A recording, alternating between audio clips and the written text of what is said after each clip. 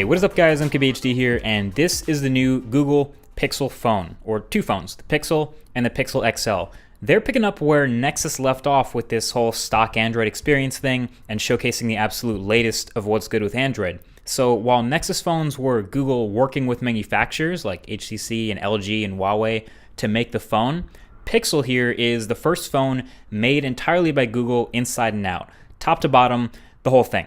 So what we're getting is a mostly unibody aluminum phone here with some chamfer action all the way around the sides and an overall pretty round, pretty familiar shape. An antenna line goes across the bottom of the back, and you have the G logo, the Google logo now at the bottom, replacing the Nexus, RIP Nexus.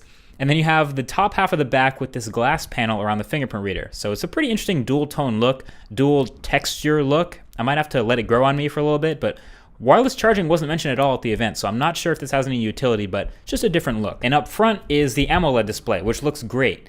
And on the white version of the phone, above the display, you can see some cluster of sensors, although the black version of the phone I think definitely hides this a lot better, as you'd expect. And I think I like the overall look of the black phone a little bit better anyway, just kind of my thing.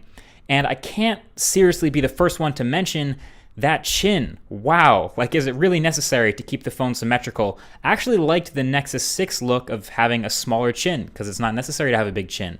The fingerprint reader is on the back, the home and navigation buttons are on the screen, so I would have loved to have seen a smaller chin up here, but oh well. So the only difference between the Pixel and Pixel XL is the size, the display size up front, and the battery size. The 5.5-inch display of the XL and the 5-inch display of the Pixel. Everything else, the specs, the camera, everything else is identical. So speaking of specs, this is shaping up to be possibly the fastest phone ever. Again, it's rocking a Snapdragon 821 chip, so it's the first phone to do that. 4 gigabytes of RAM, and 32 or 128 gigabytes of storage. It has USB Type-C at the bottom where the speakers are, as you can see, and quick charging claims to get 7 hours of charge in 15 minutes. Oh, and don't worry, it still does have a headphone jack. Feels crazy every time I have to say that, but it's true. It's still up here at the top. And the camera on the back claims to be the best on any smartphone by their pre-production DxOMark ranking. Now, I can't even keep track of how many smartphones have claimed that anymore, but it is promising. It's a 12 megapixel camera with a really big sensor, so 1.55 micron pixels, which are some of the biggest I've seen in a while. It's basically ultra pixels at this point.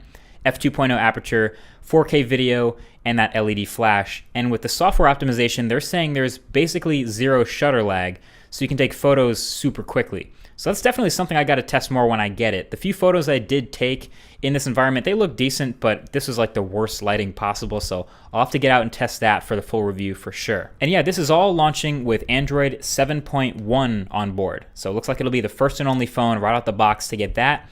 And playing with it, I found it pretty nice. Now the round icons and the couple new UI tweaks, I can get used to that. I mean, at least all the icons are the same size now. But the rest of Android 7.1 is a bunch of new features and little additions to 7.0. The main one of those being the Google Assistant. Now, Google Assistant isn't new. It was in Google's Allo app. You can use that already. But now they've built it into the OS itself. So it's replacing what was essentially Google Now on tap, where that used to be. So now anywhere in any app, on any screen, you can long press the home button to get the little pop-up for Google Assistant. And from there, you can ask it a question, you can ask it about people, places, things, ask it to remind you something, or start playing music, Chromecast, whatever. It's your assistant. It does all that stuff. Now, you can still get the Google Now on tap features by swiping, so if you still want that awesome screen recognition stuff, you can long press on the screen and swipe up, and you'll have the Now on tap features. But yeah, the assistant and all its machine learning awesomeness is a major new feature, a major point for Android 7.1. And the rest of the things I noticed were pretty little. Like in the settings, there's a new tab over to the right called Support, where you have direct links to calling or video chatting with tech support. The new home button animation, you saw it when I long pressed it, but there's this new fancy animation every time you regular press home, and it's quick, but it's nice. You can't really miss it.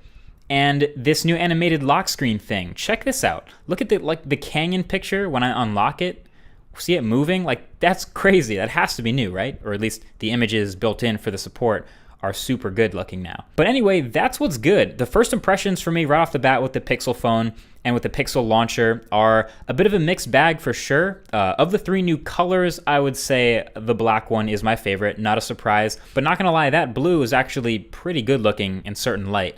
but you're going to want to love it to spend that premium price that this phone is going to come in at. It's starting at $649 unlocked, which makes sense for the build you're getting and the specs you're getting, but you're going to have to really like it. So I'm hoping to get my hands on this and the Daydream View headset later this year, and Google Home and Chromecast Ultra and everything they announced. But in the meantime, let me know what you think of Pixel and Pixel XL. Is this your next phone? Is this enough to convince you to spend your money?